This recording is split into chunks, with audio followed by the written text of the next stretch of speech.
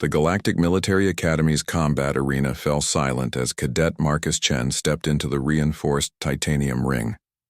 Around the curved amphitheater, hundreds of alien cadets from dozens of species leaned forward in their seats, their various appendages, tentacles, and sensory organs focused on the small human below. "This is madness," chittered Cadet Zixith, her mantis-like head swiveling toward her companion. "No first year has ever faced a Vorthak in single combat and survived." The massive Krillian beside her, Cadet Thorm, rumbled in agreement. "The human doesn't understand what he's volunteered for. Vorthaks are apex predators from the death world of Corvan Prime. Their claws can slice through starship hull plating." In the arena's opposite entrance, a shadow stirred. Then Carvest emerged, 3 meters of pure killing machine. The Vorthak's obsidian scales reflected the arena lights like black mirrors, and its 6 arms ended in claws that gleamed like surgical instruments. Its reptilian head featured rows of crystalline teeth, and its 4 eyes burned with predatory intelligence. Marcus stood barely half the creature's height, wearing standard-issue combat fatigues and carrying no weapons.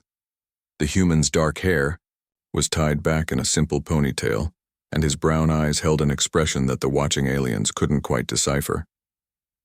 "Cadet Chen," boomed the voice of Instructor Vexistar over the arena's speakers. "You may withdraw with no penalty. This is a voluntary exercise." Marcus looked up toward the instructor's booth and flashed a grin. "Thank you, sir, but I'm good."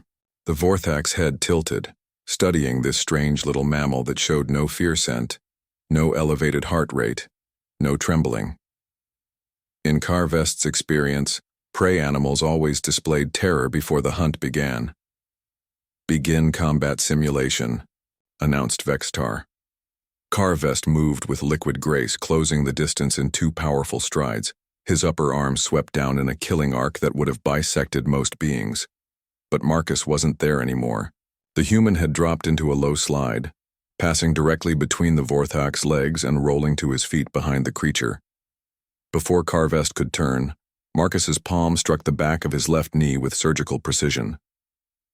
The Vorthak stumbled, more from surprise than damage, and spun around.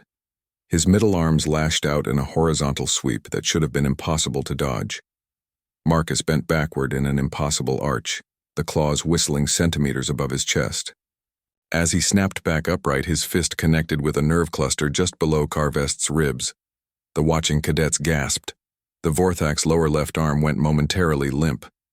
"Impossible," breathed Cadet Thorm. "How does he know Vorthak anatomy?" Marcus danced away from another attack, his movements fluid and economical. He wasn't trying to overpower his opponent. He was studying him, learning his patterns, mapping his physiology in real time. Carvest's attacks became more frenzied. This tiny creature was making him look foolish in front of the entire academy. With a roar that shook the arena walls, he launched himself forward in a full-body assault, all 6 arms working in perfect coordination. Marcus waited until the last possible second, then dropped flat. As the Vorthak sailed overhead, the human's leg swept upward in a precise kick that struck a pressure point at the base of Carvest's skull. The massive predator crashed to the arena floor and lay still. The amphitheater erupted in shocked silence. Then slowly Carvest's eyes opened. He pushed himself to his knees, then to his feet, shaking his great head. "How?" the Vorthak growled, his voice like grinding stone. Marcus extended his hand, a gesture that sent ripples of confusion through the alien audience. "Good fight. You're incredibly fast for your size." Carvest stared at the offered hand, then slowly extended one of his own massive claws. Marcus gripped it without hesitation, and the Vorthak carefully helped him to his feet. "You knew my anatomy," Carvest said, his tone no longer hostile. "How?" "I studied," Marcus replied simply. "All of it, every species in the academy, their strengths, weaknesses, pressure points, nerve clusters. Took me about 6 months." "6 months?" Cadet Zixith whispered to her companion. "There are over 300 species here." Marcus looked around the arena at the hundreds of staring faces. "Look, I know what you're all thinking. Humans aren't the strongest, or the fastest, or the most durable. We don't have natural weapons or armor or enhanced senses." He gestured toward Carvest. "But we study, we adapt, we learn. Give us a problem and we'll obsess over it until we find a solution. It's just what we do." Dvorthak's fearsome face split into what might have been a smile. "Your species is more dangerous than I realized, human." Marcus grinned back. "Thanks. Same to you. Want to grab lunch? I'd love to hear about Corvan Prime's ecosystem." As the two cadets walked toward the arena exit together, the 3-meter killing machine and the seemingly ordinary human, the watching crowd sat in stunned silence. Finally, Cadet Thorm spoke what many were thinking. "Remind me never to underestimate the humans again." In the instructor's booth, Vexitar made a note in his records. "Human tactical adaptability continues to exceed all projections. Recommend advanced placement for all human cadets."